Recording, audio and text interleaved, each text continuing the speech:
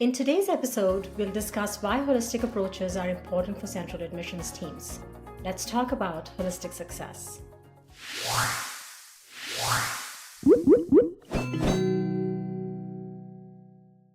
Hi everyone, I'm Anju Visen-Singh, VP of Product and Marketing at Acuity Insights.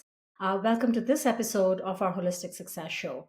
Here with me today is Katie Atkins, a dear colleague and partnership advisor at Acuity Insights. Welcome, Katie. Hi, Anju. Thanks so much for having me. I'm so happy to be here chatting with you today. Yeah, I'm so happy as well. I'm excited about showing the spark that Katie has to the rest of the world. So thank you for making the time for this. But before we get started, just tell us a little bit about yourself. Sure. I previously worked in MBA recruitment and admissions at the Smith School of Business at Queen's University here in Canada. And then I moved over to the private sector and have been advising on holistic admissions to universities across both Canada and the United States for the past 3 years now. That's great. So you really have like a ringside view of what goes on in central admissions. And so once again, thank you so much for taking the time to provide us with some insights into what you're seeing. So let's get started. All right. So my first question to you, Katie, is you've been in higher education, like you said, for so many years, and have spoken to so many people who are in central admissions in your time here at Acuity, but even before, like you just pointed out.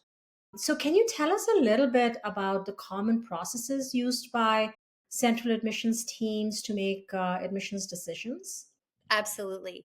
Central admissions teams play a critical role in streamlining the application process across multiple programs while balancing efficiency, fairness, and institutional enrollment goals. Some of the most common processes include application triage and filtering.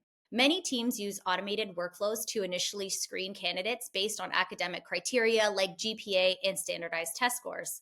However, this can lead to the unintended consequence narrowing the applicant pool and missing out on those high potential candidates who may not have the quote unquote traditional academic profile, but absolutely possess the skills and mindset to succeed in programs.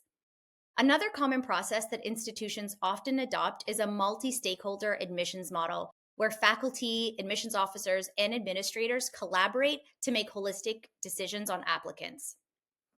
Data driven decision making is also pretty typical. With applicant volumes in hundreds or even sometimes thousands at the undergraduate level, many institutions rely on predictive analytics or CRM integrations to monitor trends in enrollment, yield, and applicant quality. They also have to balance standardization and program level customization.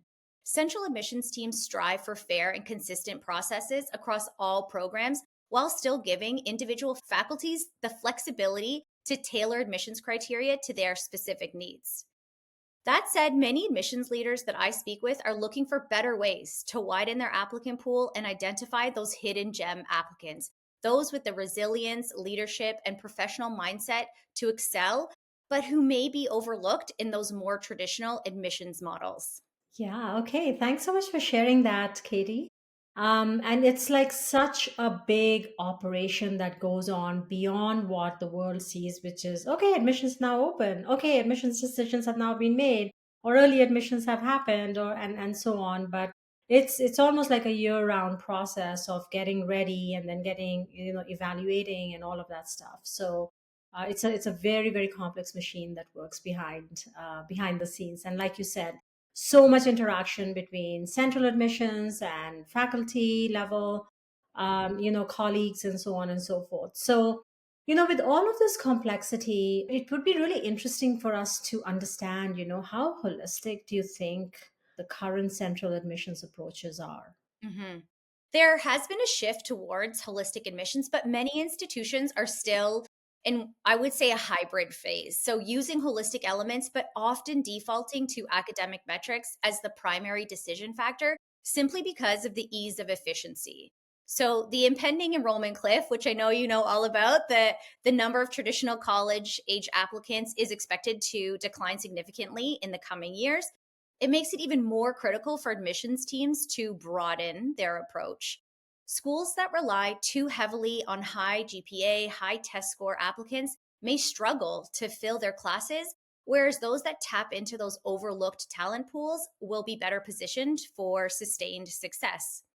Some institutions that I've worked with are making intentional moves towards truly holistic evaluation by looking beyond the numbers and reducing the reliance on standardized testing and considering things like lived experience, leadership potential, and resilience in their admissions decisions.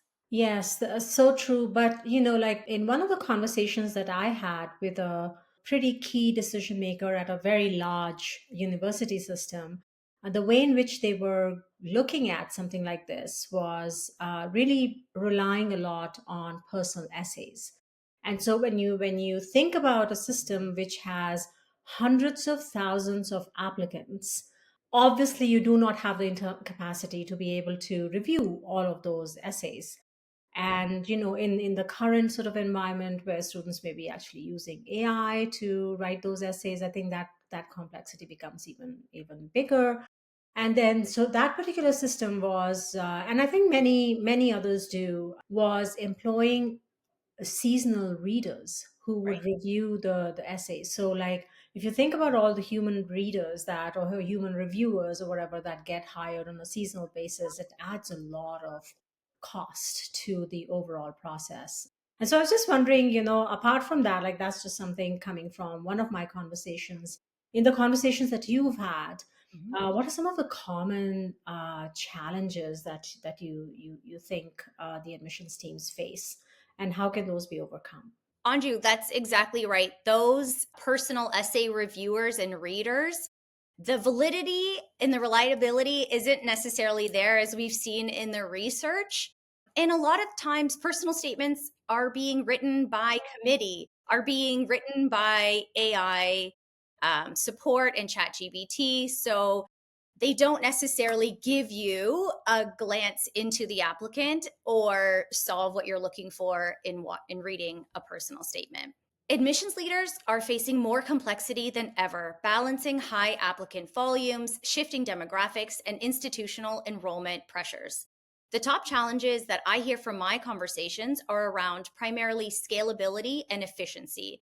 So many schools lack the resources to manually review thousands of applicants in a truly holistic way. So they need to leverage technology like structured assessment tools and AI driven insights to streamline initial evaluations while keeping the human judgment at the core.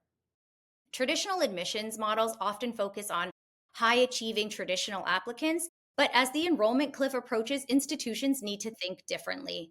Schools should consider competency based evaluations and behavioral indicators to identify high potential applicants who may not fit those traditional molds, but have the drive and skills to succeed. Another challenge is aligning admissions with student success outcomes. Many institutions struggle to predict which applicants will actually succeed in their programs. I recommend using data driven insights in the admissions process and throughout the student learning journey to improve student retention and reduce remediation. Another challenge is gaining faculty and institutional buy in. Now, this is a big one. Many faculty members hesitate to adopt holistic review due to their legitimate concerns that they have about the increased time and resource demands. But implementing a well designed assessment tool does not have to add to the faculty workload and could reduce the need for extensive faculty involvement in admissions, especially for those who are not specifically trained in this area. For example, using a situational judgment test is a thoughtful approach to holistic admissions. It enhances the efficiency and ensures a fair and comprehensive holistic review without placing additional burden on faculty. Many of these challenges can be solved with efficient, scalable, and research backed assessment tools that empower central admissions teams to make more fair, data driven, and holistic admissions decisions. Yeah, so things that take a lot of people and a lot of time, there are other ways to, like, get what you need faster in a more sort of research backed way. So thank you for sharing all of that, Katie. So, we all know that in the higher education environment, introducing something new, always will take a lot of consensus and then obviously time to drive through. So you've listed some of the challenges. So, in spite of all of that, why are holistic approaches important in all institutions, even those that probably haven't adopted it yet? It's important because a holistic admissions model ensures that institutions aren't just selecting students who perform well academically, but those who will thrive in their programs, contribute to their campus communities, and succeed post graduation. Admissions isn't just about enrollment, it's about selecting future alumni who will represent your institution for years to come.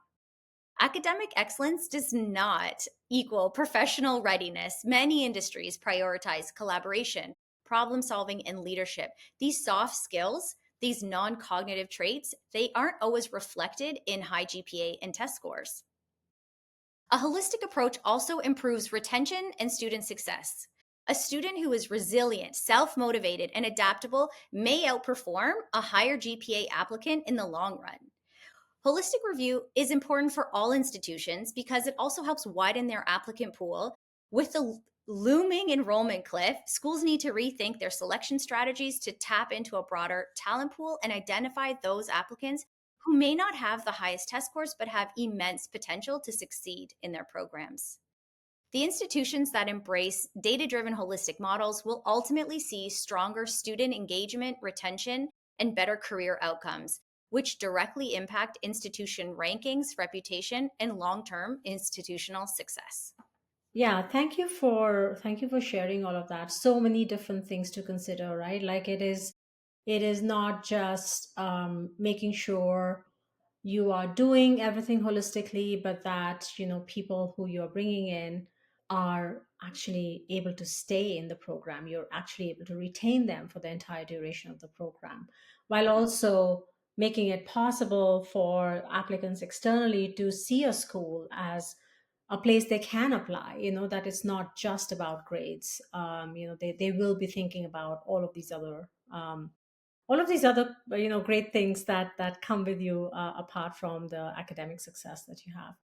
So, any piece of advice that you might have for central admissions leaders? Absolutely. Some of the key strategies that high performing admissions teams are implementing now include using data to refine their admissions criteria. Institutions should analyze which applicant traits correlate with the long term student success and adjust their selection rubrics accordingly. Schools should consider a structured holistic assessment method like a situational judgment test or an SJT to better assess those durable skills, those human skills that both faculty teaching these students and early career employers are looking for. SJTs are becoming more common in evaluating these soft skills like professionalism, ethical decision making, and interpersonal skills. I also recommend balancing technology with human judgment. Admissions leaders should integrate scalable assessment tools while ensuring the personalized human oversight in the final decision making to get the best of both worlds. Widen their applicant pool, expand recruitment efforts to engage with non traditional learners who will succeed in their programs. And finally, prepare for the impending enrollment cliff now. So, schools that take a proactive approach to admissions innovation by rethinking about how they evaluate potential and talent, they'll be best positioned to sustain strong enrollments even as traditional applicant numbers decline. I'd encourage central admissions leaders to continuously evaluate and refine their processes to build cohorts that not only meet academic standards, but also reflect the competencies and values that their institutions stand for.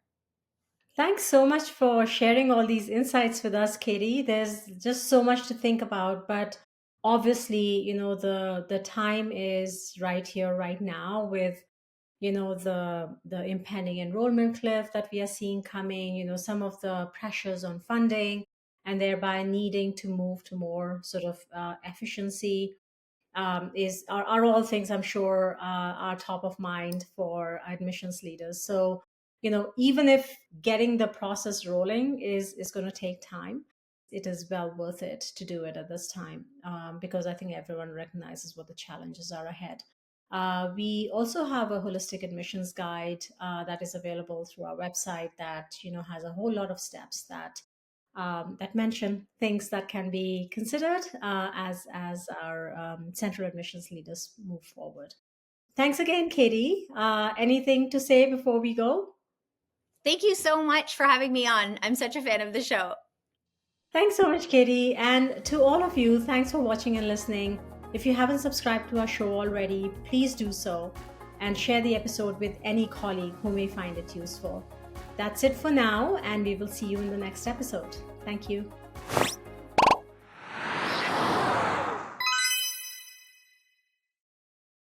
If you enjoyed this episode of the Holistic Success Show, please be sure to check out our other episodes. We have episodes coming out regularly all the time, so please be sure to subscribe so that you can stay up to date on all things related to student and program success in higher education.